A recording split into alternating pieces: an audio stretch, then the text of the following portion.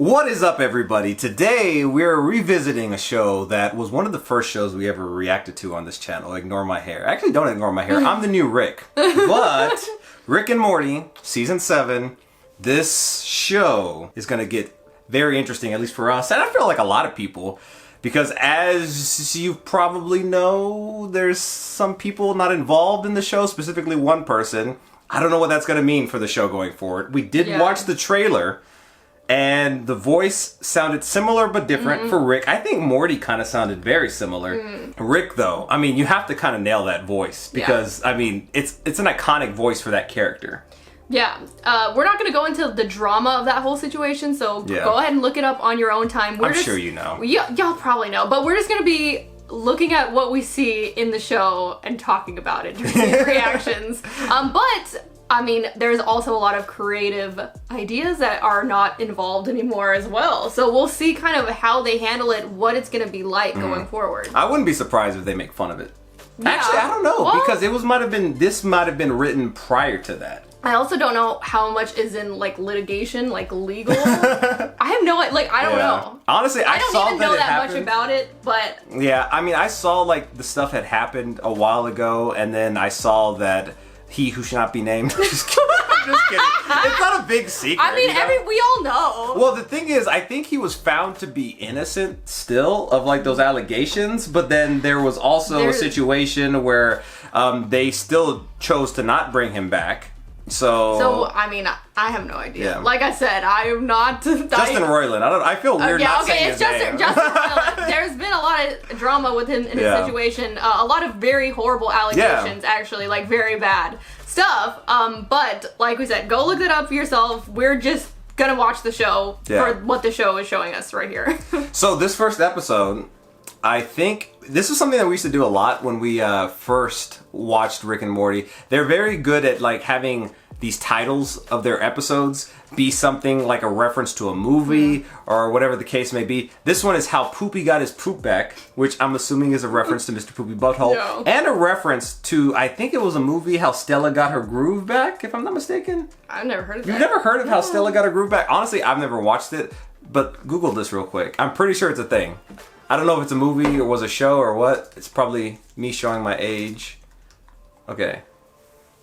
So it's a movie. Oh, I've never even... From 1998. No. Yeah. Angela Bassett? Yeah. Wow. Whoopi Goldberg, Regina King. So a few people. I knew the name, but I just didn't know like what it's about. So if there's any sort of references to that, probably going to go over my head, just in all honesty here. But, you know, speaking candidly, I think Rick and Morty for the last couple seasons has definitely been a mixed bag. I think it's had some pretty cool moments, some pretty funny moments. I think it's had some pretty weird moments and not as funny moments, and episodes that just kind of like didn't really hit like early seasons of Rick and Morty. Yeah. And there was a lot of incest jokes. I don't know what the deal And a lot is of y'all in that. the comments were getting mad at us for not liking the incest jokes. I don't know what that says about y'all. I don't think it says as much about us for not liking it. Anyway. I just, for those jokes, it'd be one thing if it was just like, oh, a throwaway joke. You know, it's one joke here. Or if it was a very well-crafted joke. Boom, but it's like, at some point, I don't know. It's just I better not see Naruto this season. If you've been watching Rick and Morty, you know Naruto. I don't want to see Naruto this season. Yeah. Like, let that die. Let it be in the past.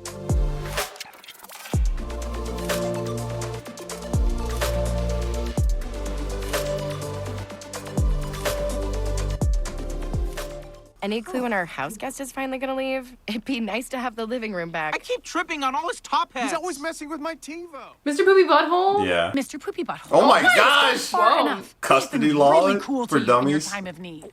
Mr. Pee-pee butthole? Can you boost me up so I He's can going hold my through belt it. to the ceiling fan? Bet you didn't expect to see me in a cold open, huh? Looks like I'm taking another turn for the worse. My wife left me, broke both my... Necessary! Why didn't you just get on it and stop it? Dang, oh my goodness, that was violent. Get out of the way! It ran out of gas. What happened? I think it ran out of gas. Oh no. So he could have survived if he just stood back 5 feet. Well, let's not tell his granddaughter that.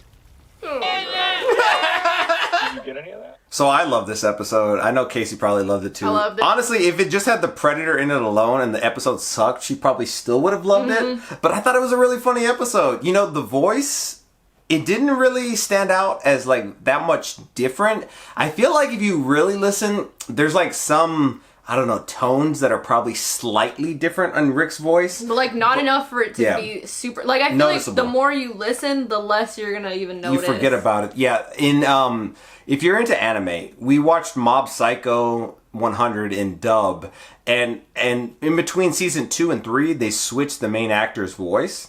And at first, you heard little inflections that were slightly different. But overall, by the end of the season, you kind of forgot. Yeah. Yeah, I really like this episode a lot. I thought it was super fun.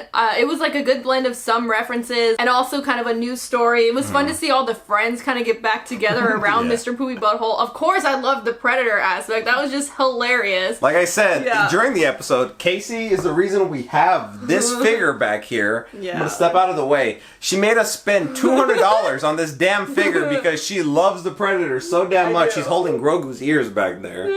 And also Hugh Jackman. Yeah. That was big. His voice sounded so similar, but I wasn't going to say that it might be Hugh Jackman until we actually saw, like, at Yeah. the end. I was waiting for it to be revealed, but it sounded like him. And they've had, like, special voice actors, you know, guest voice Yes. actor appearances prior to this. I know Elon voiced himself, or not Elon Musk, Elon Tusk. Tusk. Yeah, I thought it was a great start. Really good episode. This gives me a lot of hope for the season. Yeah, I liked it. I will liked say it a though, lot. just to play devil's advocate, I do know that the last couple seasons, albeit they're not our favorite, the premieres of both those episodes were really, really good. I know the last episode is when we kind of focused on Rick Prime a little bit, and I'm pretty sure the episode or the season prior to that, the premiere, it was it Atlantis, Mr. Atlantis? I forgot his name, but it was like a really funny episode too. Oh, yeah, I think Yeah. something like that, yeah. It's been a while since we saw that, but they both had really good premieres. So, good start to the season. I hope they keep up this pace because this honestly was a return to form, in my opinion. All right, well, thank you so much for watching, and we'll see you next time.